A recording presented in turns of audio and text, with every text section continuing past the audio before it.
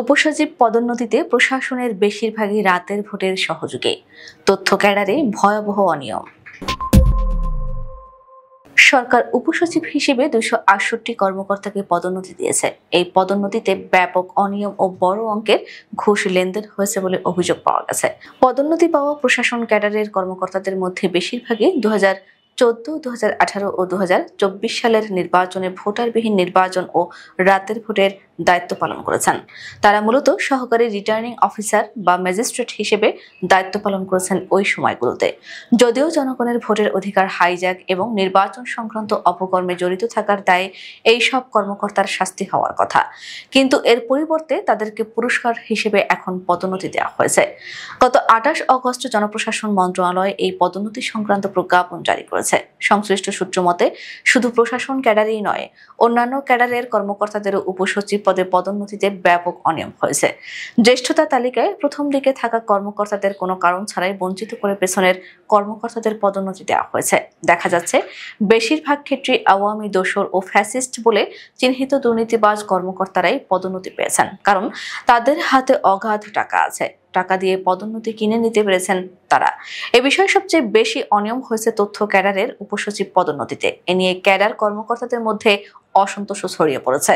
প্রাপ্ত তথ্য অনুযায়ী উপসচিব পদে পদোন্নতি পাওয়া ভোটারবিহীন নির্বাচন বা রাতের ভোটের দায়িত্ব পালনকারী প্রশাসন ক্যাডারের কর্মকর্তাদের মধ্যে উল্লেখযোগ্য হলেন কক্সবাজারের উখিয়ার ইউএনও নিকারুজ্জামান, মানিকগঞ্জের ম্যাজিস্ট্রেট কাজী হাফিজুল আমিন, ফরিদপুর নগরকান্দার রাতের ভোটের কারিগর, ঢাকার অতিরিক্ত জেলা প্রশাসক বদরুদ্দোজা শুভ, যশোর জেলা প্রশাসক কার্যালয়ের নাজমুল আলম, চট্টগ্রামের পটিয়ার দুর্নীতি দমন কমিশনের উপপরিচালক হাবিবুল হাসান, নেত্রকোনা কেন্দুয়ার ইউএনও আল ইমরান রুহুল ইসলাম, পাবনা সুজানগরের ইউএনও সুজিত দেবনাথ, পটুয়াখালী মির্জাগঞ্জের ইউএনও আব্দুল্লাহ আল জাকি, ব্রাহ্মণবাড়িয়া সদরের ইউএনও পঙ্কজ বড়ুয়া, টাঙ্গাইল গোপালপুরের ইউএনও বিকাশ বিশ্বাস, রাজবাড়ীর ম্যাজিস্ট্রেট স্নেহাশিস দাস, বগুড়ার শিবগঞ্জের ইউএনও আলমগীর কবির, কুষ্টিয়ার কুমারখালীর ইউএনও রাজিবুল ইসলাম খান, খুলনা কয়রার ইউএনও শিমুল কুমার সাহা, পটুয়াখালীর রাঙাবালির ইউএনও মাশফাকুর রহমান, সিলেট বিয়ানীবাজারের ইউএনও কাজী আরিফুর রহমান, নওগাঁ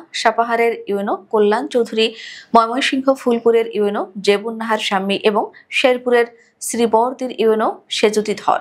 অন্যান্য ক্যাডারের মধ্যে সবচেয়ে ভয়াবহতম অনিয়ম হয়েছে তথ্য ক্যাডারের কর্মকর্তাদের উপসচিব পদে পদোন্নতিতে।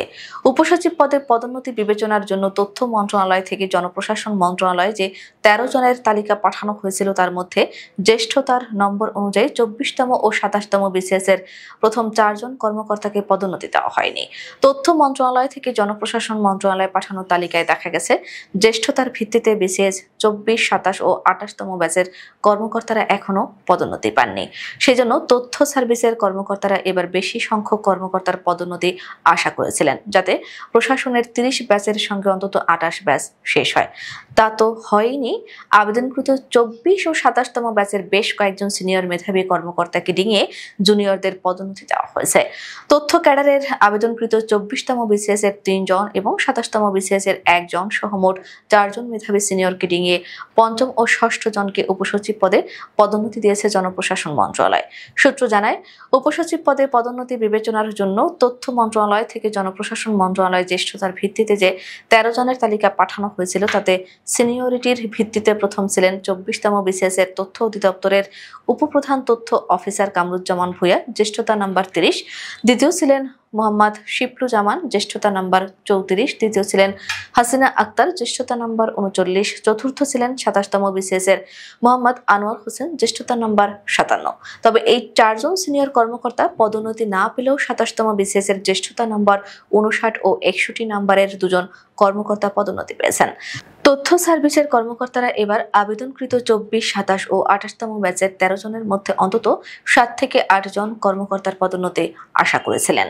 এসব নিয়ে তথ্য ক্যাডারে চরম হতাশা ও অসন্তোষ বিরাজ করছে এবং পদোন্নতি বঞ্চিতরা ব্যক্তিগত, পারিবারিক ও সামাজিকভাবে ক্ষতিগ্রস্ত হয়েছেন।